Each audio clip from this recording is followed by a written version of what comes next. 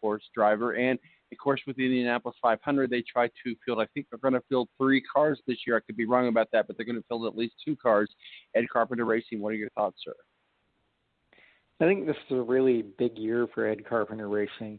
In the years past, when Ed was running just one car, and then the years when Joseph Newgarden ran, they saw a lot more success, and they haven't quite gotten there yet with Spencer Pigot. But I think what we've seen last year was Spencer Pigot really improved quite a bit, and I think this could be the year that if things go right, if Chevy's strong enough, if this team can just get things moving in the right direction, we could see Spencer Pigot break through and win a race, maybe definitely get on the podium a few times. And I think this is also a really big year for Ed Jones. Obviously, he's not going to get to run the full year. He didn't quite get the results he wanted with Chip Ganassi Racing last year, though I personally think he got handed quite an unfair shake at it. He was given 1 year in top equipment, and it also, he was kind of sitting on the back burner to Scott Dixon. I don't think he was handed quite the opportunity he deserved.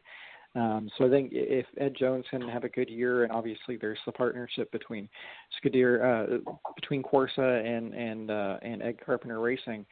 So I think if Ed Jones can have a good year, that would be really optimal for him.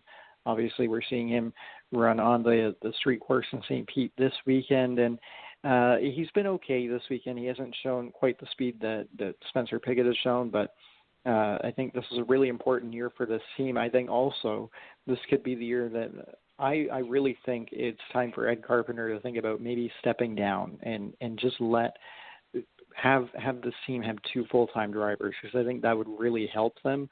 I think the last few years we haven't seen Ed Carpenter do a whole lot on the ovals, and in fact I think he's actually been in the way a little bit in the races that he's run on these ovals. So I think it's time for him to put the owner hat on and maybe try to find 2 full-time drivers. Matthew, we've talked about this before, and I know, Tyson, you and I have talked about that very same thing with Tony Stewart and other BK and other owner drivers. You can speak to that as well, but also not necessarily owner driver, but Graham Rahal, a friend of the show. We enjoy talking to him when they're here in Indianapolis, and we get a chance to talk with them. And he's Graham Rahal, but of course his father knows very well what it means to be an owner driver. Talk to us a little bit about Graham Rahal and about that owner driver scenario, Matthew, as you see it. Well, I think right now the best thing I think they could do is, I think Ed Carpenter is still competitive at Indy. Just give him his own car and let Pigot and Jones run for the championship. We still saw Ed Carpenter can hold his own on ovals. I mean, he nearly won the Indy 500 last year, and he won the pole. So what I think they should have done is just give him, that 64 car, give Ed Jones the full-time ride in the 20, give Pigot the full-time ride in the 21, and give the extra car to Ed and let him do his thing on ovals where we know he can be competitive. I don't understand why they didn't do that. I thought that was this perfect scenario, and that was mentioned as a rumor by Marshall Pruitt at the end of this past season, and then Ed said, no, we're not going to do it that way. But you look at Rahal, Letterman, Lanigan, I think the big question in my mind is, who is the team leader on that team? Is it Graham Rahal or is it Takuma Sato? I think right now, and I'd love Ty's opinion on this, I think right now, if you look at the results recently, I think right now you can make a case that the number one, if there is a number one, such a thing with that team, it's more like Takuma Sato than Graham Rahal. Go ahead. Chime in, buddy. Yeah, I would agree. I think Aku is, again, one of these drivers that probably doesn't get enough credit for what he does behind the wheel. And we see him often kind of get off to a bit of a slow start and then pick it up midway through the year, usually right about Indy 500 time. He'll pick it up, and we see him improve quite a bit and often outrun Graham Rahal. We saw as we got to Portland last year, I don't think anyone expected Takuma Sato to be the winner of that race, but he won the race. He didn't just luck into it. He ran well all day, all weekend, and showed quite a bit of strength, quite a bit of speed. And I think this is a driver that maybe people didn't expect to see stick around in IndyCar, but Takuma Sato has a great fan base behind him. He is a leader in his own right, and I think he is showing that This is even at his age, which I could be wrong, but I think Takuma Sato is around 40, 41, 42 years old, and he can still win races. So this is a driver that shows leadership behind the wheel and is consistently running at the same pace as his teammate and sometimes outrunning his teammate.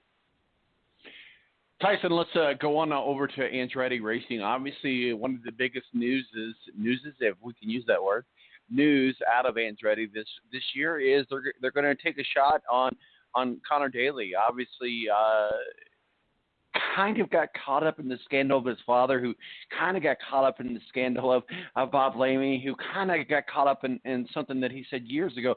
And we can debate this all day long. I really feel like that both his father, both Bob Lamey, everybody involved got caught up in the scenario of situations of where we're at in our society these days. But nonetheless, but the Andretti team says, hey, we're going to take a chance on Connor Daly. Now, I'm okay with that, and here's my hot take of the day, if you will. It's not that I am opposed to them taking a chance on Connor Daly because of his father or anything like that. In fact, I'm all for it. And I'm all for the Air Force standing by him and continuing to move forward. What I'm not a big fan of is Connor Daly and the oval courses. What I'm not a big fan of is of his historical standings with the Indianapolis 500. What I'm not a big fan of is a team like Andretti, maybe because they just wanted to fill that other car and maybe they got the money to spend and the money to lose. But Connor Daly seems like an extremely big gamble only for the Indianapolis 500. Not that he's not a good race car driver, not that he doesn't deserve a shot, because certainly what we'll see Connor Daly in the Grand Prix at Indianapolis, we'll see a completely different one in the oval at the Indianapolis 500. Was Andretti just making a stretch to have another car in the Indy 500? What are your thoughts, Tyson, on Daly and Andretti and that relationship? Well, I don't think that they were making a stretch on just trying to have another car. However, I do agree with you in the fact that Connor Daly is a really good race car driver. However, for this to be, you're only going to take him on for one race and you're going to choose the Indy 500. I get why. I mean, it's the Indy 500. It's the biggest race, but this just isn't a race that Connor Daly excels in. He's not an oval driver. He is a road course and street course driver by nature, and that's where he runs the best, and he's not going to get the opportunity to prove that in really good equipment. So it's a little disappointing to see him only get a one-race deal with Andretti and for that one-race deal to just be on an oval because we haven't seen Connor Daly get the chance to really perform in really great equipment. He got to do a little bit of stuff with Schmidt-Peterson when James Hinchcliffe was injured a few years ago. But even then, I don't think SPM was quite at the standard they are now. So we still haven't had that chance to see Connor get this shot in good equipment. Now he gets it, and it's going to be in a race that I just don't see him performing all that well. I think maybe this could give him the opportunity to scramble a few more races out of this opportunity, but I think there was a bit of a missed chance here. I think there could have been more done to at least put him in for the Indy Grand Prix and give him one more race. Yeah, absolutely, totally agree. Matthew, we got just a little bit of time left here, but a little bit about Colton Herta earlier. But what are your thoughts on a couple teams? Meyer Shank, who's got Jack Harvey, and obviously Colton Herta, as we mentioned. Colton Herta, a big name in the Indy Light Series, but is he going to be a big name in the Indy Car Series with the Hardings as well? So those two teams, let's try to get through these stables as quick as we can. Go ahead, Matthew. Jack Harvey and Herta, certainly their prospective teams. Well, I think Harvey could be competitive on the road and street circuits. What I'm questioning, though, is their interest in possibly running two cars at Indy, because, I mean, they struggled just to get Harvey into the field. Now there's rumors that Catherine Legg could be given a second entry for the Indy 500, considering the fact that her planned deal for the 24 Hours Le Mans is out the window now that they were the ninth alternate to get in the Le Mans field. That is now probably not going to happen now. It's going to be an all-female team also that field. None of her former IndyCar driver, Nana Beatrice. So I question whether or not that's the right way to go with that. I mean, you can not only have possibly one car field, and then the question right now is Harding Steinbrenner going to have the funding and the patience with Colton Herta? Remember, he is still only 18 years old, still very, very raw with open-wheel cars.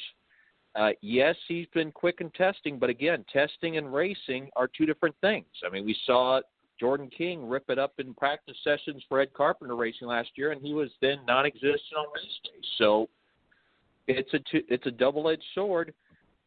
Can Colton Herta be competitive? Yes. Do I expect him to win a race this year? Probably not. But will he down the road? I think he can be a competitive driver. It's just, will Harding Steinbrenner have the patience to let this play out and then make things where they start getting returns? That's the only question I have with the deal between Herta and Harding at this point. Tyson, we're going to give you a triple play real quick here so we could get through these here over the next few minutes here. Kyle Kaiser, Juncos Racing, obviously TK, Tony Kanaan, AJ Foyt Racing, Sage Karam, Dreyer, and Reinbold. Sage is another one of those one-horse pony type shows, but what are your thoughts on those three teams? So the big one out of this that I'm really looking at is AJ Foyt Racing, and every year we kind of see the same AJ Foyt Racing we see them right at the bottom of the speed charts. They really don't show a lot of speed throughout the year. And I think Tony Kanaan, this is going to be the year that either he decides that he'll keep going or maybe this is going to be the end for him, because I don't think Tony Kanaan wants to be out there running 15th, 16th every week. The other factor that I look for in that is Matthias Leist, and he is regarded as one of the top prospects in IndyCar, or at least he was. When he was in Indy Lights, he kind of came, I don't want to say came out of nowhere, but he wasn't a well-known driver, and he won quite a few races and showed a lot of speed. And I think he was moved up into IndyCar a little too soon and moved up with a team that really wasn't ready to have him. I think AJ Foyt Racing, they moved to two cars in what was it, like 2013, and I still don't think they're ready for it.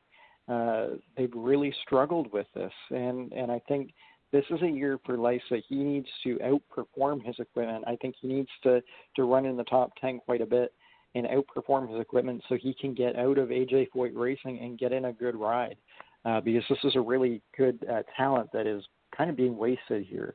As for Sage Karam and Dreyer Reinbold, I think we're going to see the same sort of deal again. They keep saying every year they want to eventually move up to full-time, but it's just, I don't think it's the program is quite there for them to come back to IndyCar on a full-time scale or even a part-time scale. I think this team runs really well in the Indy 500 each year, and Sage Karam, as long as he keeps his head on his shoulders, he does quite a good job.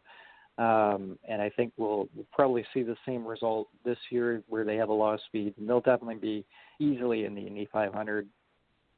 Kyle Kaiser and Juncos is kind of a different story. I think we saw last year, I was honestly surprised when Kyle Kaiser made the Indy 500. I thought that team was going to struggle. And I was almost a little bit surprised to not see them on the entry list for St. Pete. I thought we would see them here.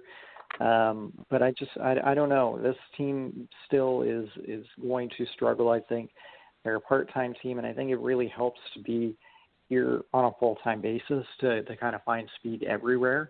They also need to stick with one consistent driver. We saw a lot of different drivers shuffling around last year, Alfonso Silas being one of them, and then Kyle Kaiser, a couple others. So I think we're going to see a tough year from Juncos, and I think they will probably fail to make the Indy 500.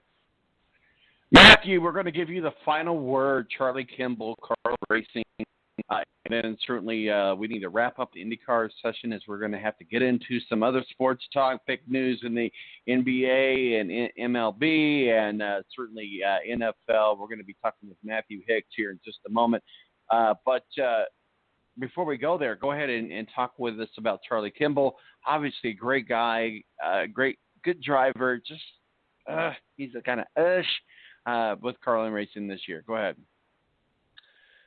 Well, that is a triple-edged sword that could steal some spots and could turn some heads at Indy, I think. And they're showing it right